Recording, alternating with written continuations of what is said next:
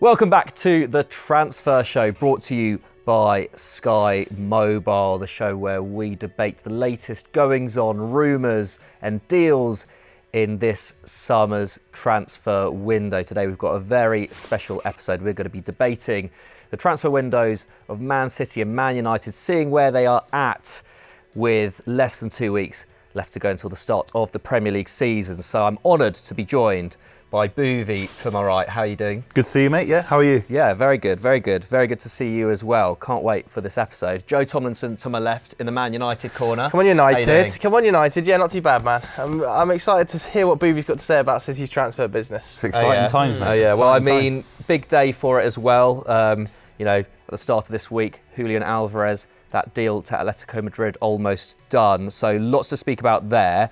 But let's get straight into it. We're going to have a bit of a debate split into three sections: signings, sales, and targets that the two clubs are still looking at. So let's start with signings. Buvey, not been a particularly active window for Man City in this regard. Savio, the only player through the door as we're recording this. Does that worry you going into the season, or are you happy with how settled this City squad seems to be? It's worrying if De Bruyne leaves, if Ederson leaves, and if anyone else leaves. Obviously, we're talking about Alvarez potentially later in the video as well, who's been a mainstay in the City side, played 100 games for the club, scored big goals in the Champions League and the Club World Cup and the Premier League title running. So if we lose players and then don't replace them with the quality that we're expecting, that have to be higher than the likes of Kovacic, Matthijs Nunes as well, then it is a little bit worrying. But you have to back the City executives, because the deals that City have done in the last 3 to 4 years have been basically, superb. Yeah, fair enough. And Savio coming off that impressive season at Girona last year. I think it was 9 goals and 10 assists for them as they got Champions League football. How do you see him fitting into this City side? It's hard because I think he will get a lot more game time than people give him credit for. I think Oscar Bob's got a huge future this season as well. If Alvarez leaves and we don't sign a striker, obviously there's not many strikers in world football you can sign that are kind of world class. We're in a different era of football. There's a world where Savinho plays a lot of football, Oscar Bob and Jeremy Doku all play a lot of football this season. But I like his versatility. He came out sort of recently and said that Riyad Mahrez was a big player that he kind of sees as an icon and kind of wants to mimic his game. If he's anywhere near that level, then obviously City have pulled off a major signing. Yeah, interesting. It does feel like that left wing and right wing position are quite interchangeable, aren't they, at City this season, as they were last season. Joe, let's come to you for Man United's business, because started the window really strongly with that signing of Zirkzee, I think completed during the Euros, and then Lenny Yoro more recently. Of course, Lenny Yoro out for 3 months now after picking up that injury against Arsenal pre-season. Can't buy it. Yeah, I mean, what do you make of those two signings as it stands now? Zirkzee still yet to fully link up with the full squad as well before they come back from pre-season. Yeah, well, I think they're all together now as a group at Carrington, aren't they? I think the Zirkzee signing is very interesting because he's obviously a very different style of striker to Rasmus Højlund, who took a little bit of time to find his feet, but slowly but surely looked a little bit more like a Manchester United player towards the back end of the last season. I think Zirkzee is a very different style of striker. What we've seen from Manchester United in pre-season following the Højlund injury and without having Zirkzee there is the use of Jadon Sancho as a false nine. And what that kind of tells me is that Erik ten Hag is planning to use Zirkzee quite early, because that is sort of his game. Zirkzee wants to drop in between the lines. He wants to bring other players into the game, pick the ball up deeper, drive past players. That's exactly what we saw at Bologna. And I think that will definitely benefit a lot of Manchester United's forwards. You think of when Rashford and Garnacho were at their best, let's say the FA Cup final, when they were almost like split forwards, running in behind with somebody dropping into that false nine position to bring them into play. I think that's where Zirkzee could really perform for Manchester United. So I'm very excited to see him. Lenny Yoro is such a shame that he's picked up that injury. I think there was probably going to be quite a lot of reliance on him, and it has certainly weakened Manchester United's bargaining position for other centre-backs like Matthijs de Ligt. True. I think when you've got a player like Lenny Yoro through the door early, you're in an extremely strong position. If you go to Bayern Munich, who also potentially need to sell to bring Jonathan Tah in, and you say, we want de Ligt, but we've already got one centre-back in, so it's not a panic. Now with Yoro's injury, Bayern Munich can look at that deal and go, okay, well, Lenny Yoro's out for 3 months, it becomes more pressing importance that a player like De Ligt comes through the door. I think Yoro's one for the future, isn't he? You know, highly coveted, highly thought of. When teams like Real Madrid are extremely interested in him, Liverpool very interested in him, it was a bit of a coup for Manchester United. It might be a bit of overpay, but it was a coup. Certainly, yeah, a very high demand player this summer. So I guess the question is, there's not been a huge amount of completed deals in terms of incomings for both clubs, but who do you think is in the stronger position compared to where they were last season, Man United or Man City? I'll kind of open the floor here. I feel like it's a bit of a tough question. I think they've both got weaker. Honestly, I think both first team squads as we sit here today have arguably got weaker. I think with Manchester United, the exit of Rafa Varane, replacement of Lenny Yoro. Rafa Varane was an established first team name for Manchester United. When he was fit and firing, he was a key member of that first team squad. Well, even last season in moments, you know, when you think of United at their best, the season before certainly, his partnership with Lisandro Martinez was vital for Manchester United and any success Erik ten Hag had. I think that arguably City might have got a bit worse as well when you think of taking Julian Alvarez out of the squad. We have, yeah. I think you're being critical of Man United. I think you're obviously Martinez feels like it's like that trope, you know, you've got a new signing when he comes back from injury. Yeah, it's true. Yoro is in there, as you said correctly, you know, 5-year deal, I think it is, you know, long-term deal for him. But he's injured, isn't he? He's injured. But I'm saying long-term, the squad. Yeah, long-term, he's injured for 3 agree. months, fine. He's back Long-term, in October. If you've got him for 80% of the season, that's still fantastic business. And Xerxes as well, fantastic player. So you're definitely stronger than where you were last season. But where were you last season? It's the classic thing. How do we view Manchester United? Are they a club that kind of a Europa League club, Champions League club, borderline club? Or are they trying to win the Premier League next season? If they're trying to win the Premier League, they're nowhere near it yet again. I think United have definitely got more business to come. I think that is for certain. I would be surprised if that right-back situation isn't addressed with Wan-Bissaka entering the final year of his contract. Looks like Mazraoui is going to be the guy they go for. Could end up seeing that De Ligt eventually getting done, and clearly they want a midfielder. My worry for City would be a little bit more like, are they resting on their laurels a little bit? I wasn't massively impressed by their business last summer. I think it was a rare sort of summer of what's going on behind the scenes here, didn't quite get that right. And I look, this summer, I really like the Savio deal, certainly, but the reports potentially are that they're not going to go in for a replacement straight away for Julian Alvarez. If that's the case, that would really surprise me. Erling Haaland's injury record, despite the fact in his debut season for City it was really strong, career-wide has been a little bit spotty. If he misses 20 games next season, who plays up front? Well, we've got the genius of Pep Guardiola. That's why he's the most coveted manager in the world. Is you don't need a second striker. And the issue with Alvarez, and I think a big part of his move to Spain is he wasn't starting many games. A lot of the goals that he scored for City were coming off the bench. Massive contributions nonetheless. But I think there's a world where Oscar Bob can play in that false nine position. I think Phil Foden can play in that false nine position. Whether they want to or not is a debate, of course. But I think Haaland, look, he missed 2 months last season. He's still, in the last 2 years, played a lot of football for City, scored a lot of goals, approaching 100 goals for City. By the end of next season, he'll probably hit that target as well. So I don't think it's the end of the world. I think if Alvarez was a different kind of striker, and we just got over the line because Alvarez was an Ivan Toney-like striker, more physical, then it's different. But Alvarez was so similar to Haaland. I don't know if you're necessarily missing him in the composition of the squad. I think the difficulty with City as well, isn't it? The squad is so good. Everybody is such a phenomenon that trying to sign a player to fit into that squad and improve it is basically impossible. And if you want to sign a player for the first team to improve it, the cost is just exponentially huge. So City are probably thinking to themselves, we've got this crop of youth players. We've heard Pep talk about in pre-season James McAtee coming back in and actually potentially playing a role for the first team in that squad. Is he seen as just a player that could come in and play 10 to 15 games, Oscar Bob 20 to 30 games, and suddenly these youth players are at a first team level rather than spending the £100 million it would be required to actually improve their first team? As well. Yeah, it's tough. Yeah, interesting. Let's get on to sales then, because you mentioned Rafa Varane leaving United. A departure that seems to make quite a lot of sense at the time. Obviously, post Lenny Yoro injury has left United short. It makes sense, short. man. It did make sense. It did, right? But now, United do, they are a bit short in that department if they can't get a centre back in. Let's start with United again. 42.5 million euros in sales this summer, with Greenwood going to Marseille, Kemboala to Villarreal, Van der Beek to Girona, Alvaro Carreras to Benfica too, then making that loan permanent this summer.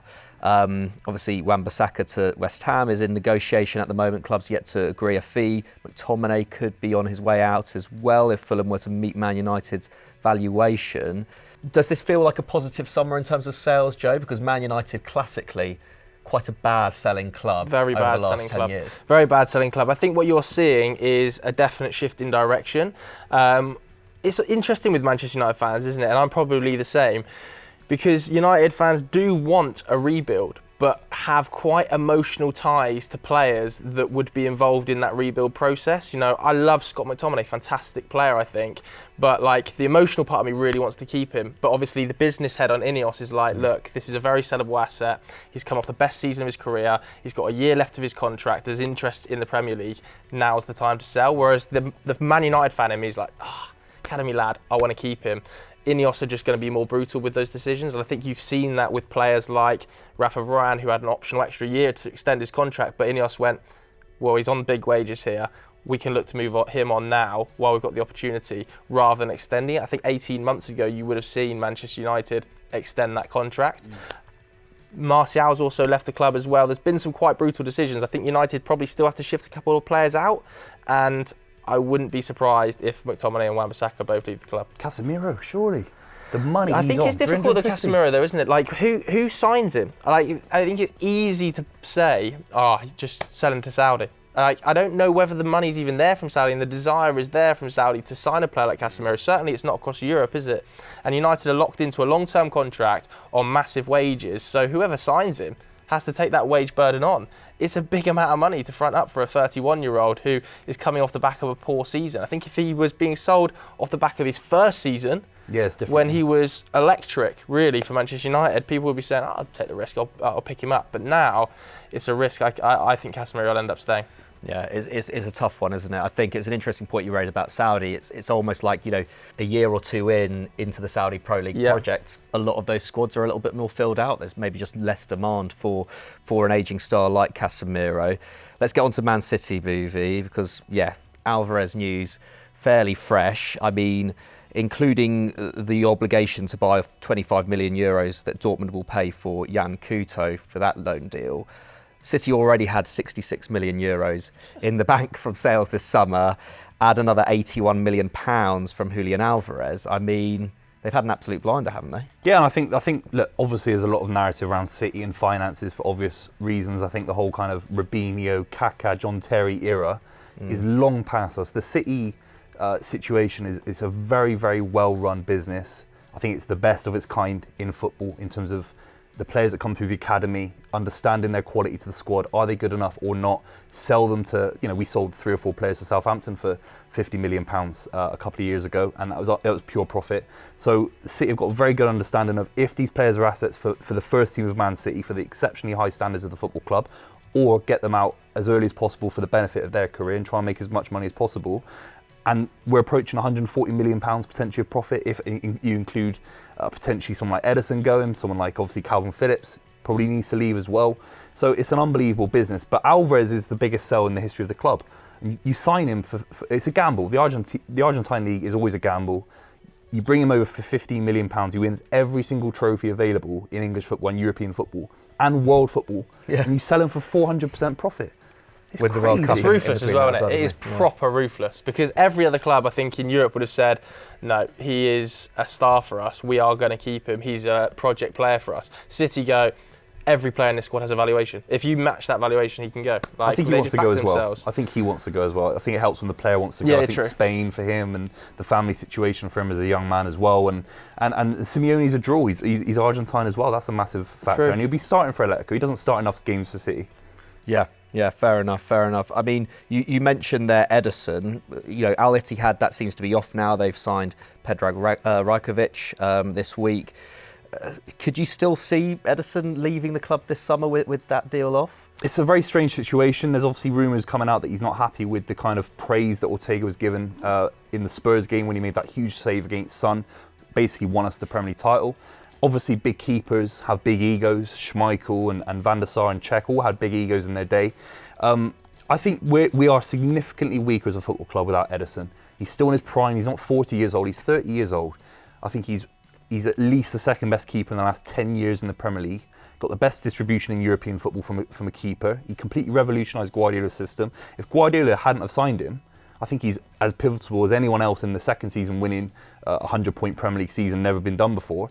That came off the back of Bravo, having one of the worst seasons we've ever seen. It's all down to Ederson, really. The spine that City have set up, Ederson's a huge underrated part of that. So to just get rid of him, especially to the Saudi Arabian League, if it's Juventus, if it's Bayern Munich, it's a massive club, fair enough. But the Saudi Arabian League, it just feels a bit cheap for him. Someone so great, that young, to be going there that soon. Yeah, absolutely. And I guess there's been, some question marks over a shot stopping over the last couple of years, but as echoed by Pep's words, I think he's still very much a key member of that spine, isn't he? I think it's fair to say, guys. I mean, Man City win on this point, no doubt, in sales, as always. Beautiful. Yeah. One of the best-selling clubs in world football. Yeah, not much debate to be had there. I guess very quickly though, Joe, in terms of Man United, the sales seem to be very much tied into raising funds for targets, right? And you touched upon it before there with McTominay. I guess we can get into Man United's targets. What do you make of the links to Sander Berge this week? Obviously Manuel Agart was You're laughing at, What are you laughing at, pal?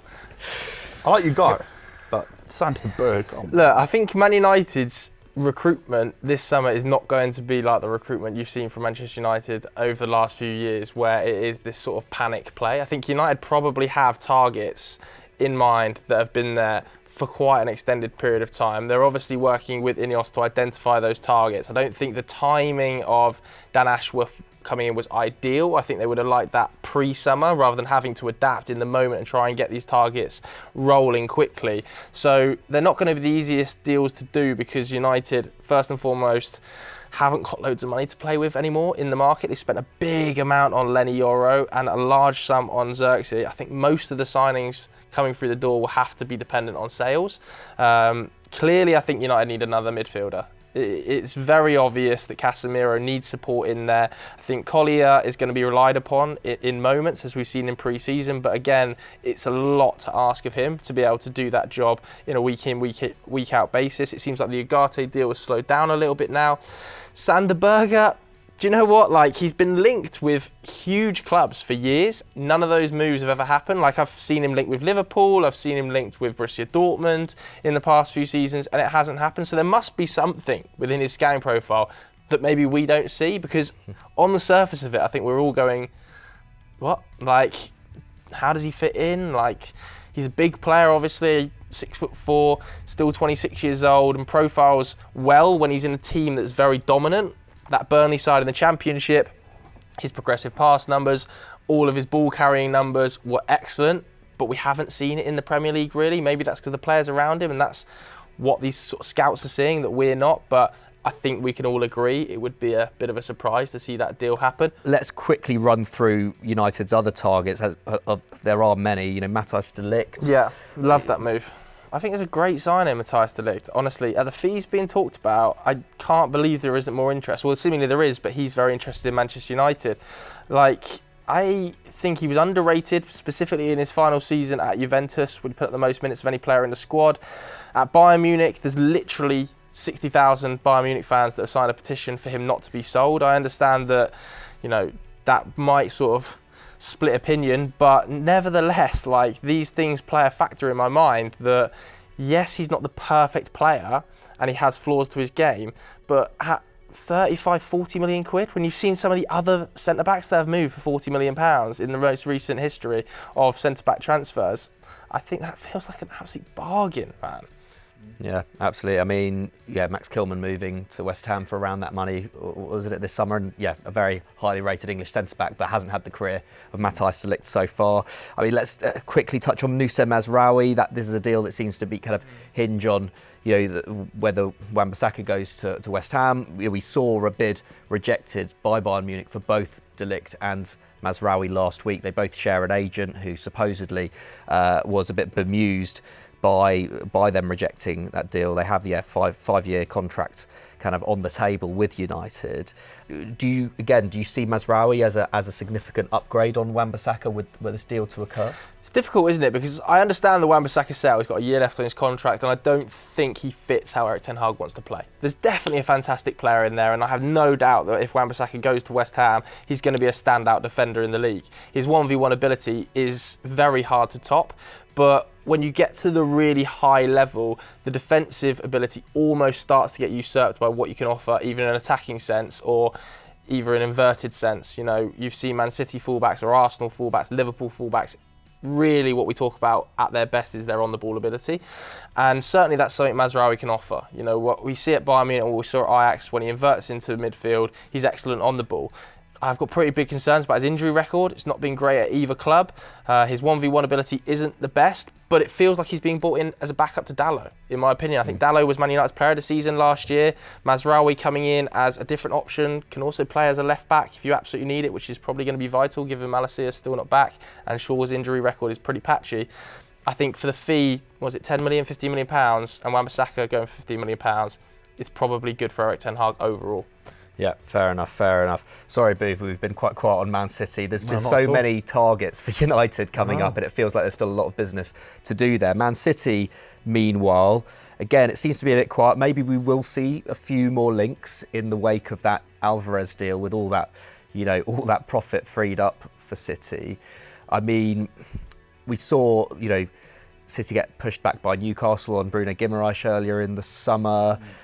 Do you feel like City should potentially go back in for him, or is there an area of the squad that you particularly think needs work? I think Bruno or Paqueta, if we can go in back for one of those two, and maybe get Nunez into Saudi Arabia deal, has been rumoured. Ultimately, City have won 4 league titles in a row, won a treble last season. I don't think the squad needs too much done to it. We've still got a very young set of centre-backs and defenders. Kyle Walker maybe need a right back here or there, but I'd rather keep Kevin De Bruyne for another season. I think it'd be a bit of a slight softening of his legacy if he was to leave this summer, based on being substituted early against Arsenal, against Liverpool, maybe not influencing the big games at the back end of last season. He doesn't have to prove anything to me, of course not, but it'd be a shame for him to, leave early. So I think keeping him, keeping Ederson, and just go again next season and show why Pep's that, as a City fan, I'm lucky. We don't need to splash loads of money. Got a great side, well-coached side. I don't want us to be spending too much of that money, really. I guess the counterpoint to that, though, is that Arsenal seems to have had a very positive summer. The Calafiori deal, Mikel Merino, if they were to add another attacker, say a backup to Saka or a more conventional centre forward, would that, does that worry you, given how close it came in the title race last year? City have got nothing to lose, because it's City going for five in a row. City have got exceptionally high standards, got the best striker in the world, got the best centre back in the world in Ruben Diaz, one of the best keepers. Rodri's the best midfielder. I think Rodri's the best total footballer in the world based on his position where he plays. He should be winning the Ballon d'Or. So Arsenal got everything to improve on. They've signed a 6'4" centre back who plays left back. And let's be completely real. A lot of players that come from the Italian league don't hit it off in the Premier League. So let's not, just because Calafiori had a decent campaign with Italy, by the way, it wasn't a big campaign for Italy. Got knocked out very early. He was decent. Is that 2 points in the Premier League title race? Does Calafiori beat Man City at the Etihad, where they couldn't do that last season? They need a big, powerful striker. They need an Alan Shearer, a Didier Drogba, an Aguero. They still haven't got that. Are you really frightened of playing Arsenal? You're frightened of attacking them. They've got great defenders and they've got great midfield, but still they need that powerful striker to win them the Premier League title. Some of the disrespect to Arsenal there, Boots, was crazy. I think that they really caught you up last season. Some of the football, particularly off the ball, that defensive unit was monstrous last season. It's one of the best defensive units I can remember across the last decade of Premier League football, to be honest with you. Adding another player in there, adding another midfielder. I agree that potentially in that number 9 role, De Jesus and Havertz score enough goals, but I think last season was the record amount of goals Arsenal scored in a Premier League campaign.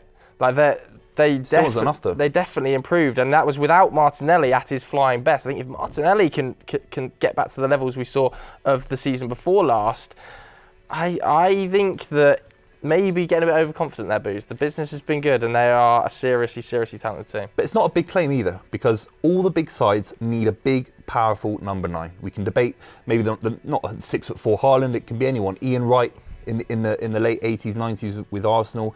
All these great strikers play for great clubs. Andy Cole at Man United. Liverpool did it though with Firmino up front against you. I'm still not afraid. Honestly, I'm still not afraid of playing Arsenal. If we played them tomorrow, I'm still not afraid of them attacking us.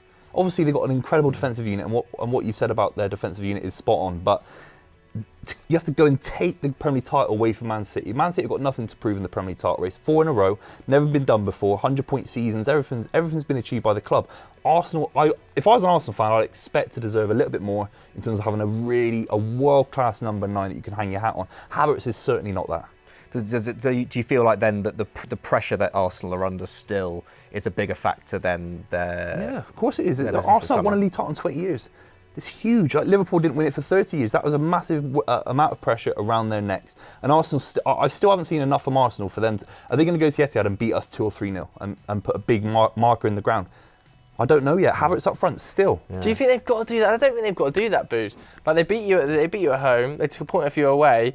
For me, it was just a few little sloppy errors in other games. I would not be surprised to see them put up mid-90s this season in terms of the points total. And potentially come second.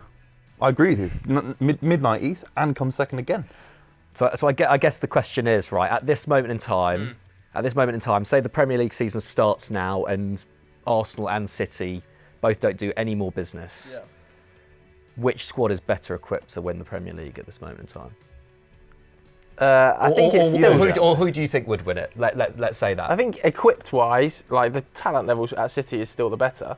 But I think the progression that we're seeing from Arsenal, I would side with Arsenal. I honestly think that Arsenal are on a path that means the next logical step for them is major silverware. Be that the Premier League or the Champions League, whereas City, or the League Cup. Yeah, they need to win the League Cup. City have got to go out there and defend. City have got to go out there and defend it, and they are likely to. But I just think that Arsenal's business plus that developing squad means that they'll be mid-90s. Fair. I mean, that would be very punchy, but they didn't get too far away from that last season. Buvey, I'm assuming you disagree with that. No, the pressure's on. Arsenal have to win the Premier League title. They've spent more money than City in the last few years. There are bigger clubs than City. They go on about it on social media all the time. Social media FC. They are the incumbent side in the Premier League era. They're a great side. They haven't won it in 20 years. They are building up to win it. The pressure's on them. There's no reason with the amount of money in the Premier League that City should win it 5 times in a row. You know, we obviously talked about Man United, Chelsea. All these sides are floundering. Arsenal are the one contenders. The pressure's on them to win it. But I mean, regardless of pressure, though, do you think, given like where the two squads are at this moment in time, which one would you back? If everyone stays fit and it's just a pure Man City versus Arsenal, City are miles ahead of Arsenal. What do you think has to happen then so is it just the case of the number 9 then? If Arsenal were to sign lights out number 9, and then would you Ivan have Toney? It doesn't have to be. Osman's a ridiculous name in terms of the money, and it's a strange transfer in terms of trying to get him there. I know he's linked to Chelsea and stuff like that. There's not many out there you could sign, but even just someone like Ivan Toney, someone like Ollie Watkins was linked. I know it's a big amount of money, but Arsenal. This isn't me as a City fan. It's a football fan. Arsenal, a massive club. They deserve a big striker, don't they? Surely. Yeah, I mean, Havertz. Yeah, I mean, it does certainly feel like they still need a bit of reinforcement in attack, even if they don't end up signing a number 9. You know, look at Saka's minutes over the years. Certainly needs some backup there. But okay, so you still feel pretty confident about City's chances in the title race. I think that's totally fair enough, given City's record over the last few years. Let's quickly, before we finish things off, go back to United. Given the transfer dealings that we've seen so far, and say if they were to sign 1 or 2 more of their targets, get players out the door as well, where do you think? Where do you see United finishing this season? I think at best, that as we sit here today, like without that many transfers through the door, I think at best United are looking at a top 4 spot. Like, to be honest with you, at worst? At worst, United could finish 8th. I think we're competitive around there, isn't it? I think we're competitive around there. Brighton, Palace. We're laughing, but Villa have had a fantastic summer. Some of the business they've done has been monstrous. I particularly like the Onana deal. Newcastle seem to have strengthened and are definitely strengthening with that Mark Gahey deal. It's one of the signings of the summer for me. Chelsea, new manager through the door. He's brought his own players in players like Kiernan Dewsbury Hall. They're also going to strengthen in forward areas. Christopher Nkunku coming back to full fitness. Like there's so much pressure and competitiveness around that. United can finish 8th easily if they don't get it right. Like they can't rest on their laurels, United, because they're one of the biggest clubs in world football. It could happen. Yeah, I mean, it does feel like between 10th and 4th is incredibly competitive this season. I mean, Buvey, you mentioned Crystal Palace. They've had another very decent window despite the sale of Elise. I mean, yeah, I guess there we have it. One very confident City fan, one not so confident United fan. So that ends the debate. Before we finish off, we've got for you our Sky Mobile Switch of the Week, where each of us pick our favourite completed transfer from the last 7 days. I'll start with you, Buvey. Which transfers caught your eye? I like Emil Smith-Rowe. I liked him a lot in the early years for Arteta. Arsenal, obviously a homegrown talent. As an England fan, I'm a little bit selfish. Can he progress into that kind of, top-level player that could play for England? I like footballers that kind of look like they're playing street football, that enjoy kicking the ball around and try and nutmeg people and run past people. He's got that in ability. He had a tough, maybe 24 months because of injury. At Fulham, he's going to play 35, 38 games a season. And if he can stay fit, I think he's an unbelievable talent that people don't realise. He's fundamental to Arsenal's success this season and last season because of the kind of success he brought them and how good he was. He saved Arteta's skin numerous occasions for a young Arteta in his first ever job as a manager at a senior club. So he's a fantastic talent. I'm very excited about it. Yeah, nice pick, and I think Arsenal's record sale as well. Yeah, I mean, I also wish the best for Ryan Sessegnon going back to Fulham as well. It'd be great to see them both do well at Craven Cottage. Joseph, what have you gone for? I'm probably going for João Neves, I think, to PSG. Okay, interesting. I just think they've managed to get this deal done at an amazing fee, to be honest with you. I know that on paper, 60 million euros plus 10 million euros looks massive, but we were talking about 120 million euro release clauses less than a month ago when top Premier League clubs were interested in him. We've talked about João Neves being one of the next great midfielders coming out of Portugal, and I'm genuinely interested to see how his size and stature, because he's quite a small player, translates to a European top 5 league. It'll probably look good in Liga because PSG is so dominant, and the midfield Luis Enrique has assembled there is just frighteningly good on the ball, isn't it? When you think of João Neves, you think of Vitinha and some of the other players they've got. It's incredible. I think this is a really underrated deal, and if they manage to sell Ugarte to fund it, it's kind of like, wow, PSG have really smashed that one out of the park. Yeah, fair enough. I've gone for Crescencio Somerville to West Ham for £25 million. Yeah, that West Ham forward line looks pretty stacked now, doesn't it? If you consider him on the left, where Paquetá was playing a lot of football last year, Bowen or Kudus on the right, or Kudus through the middle as well. I mean, yeah, West Ham look pretty good there. Nicholas Füllkrug as well up top, paid a lot of money for him.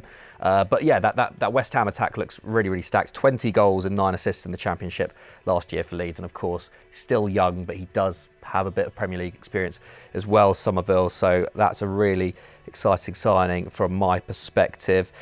Boys, thanks so much for joining me this week. I guess enjoy the Community Shield on Saturday, wherever you'll be watching. But before we go, remember that with all the transfers going on this summer, it's never been easier to switch to Sky Mobile. All you need to do is text PACK to 65705 and Sky Mobile will do the rest. Thanks for watching, everyone, and we'll see you next time.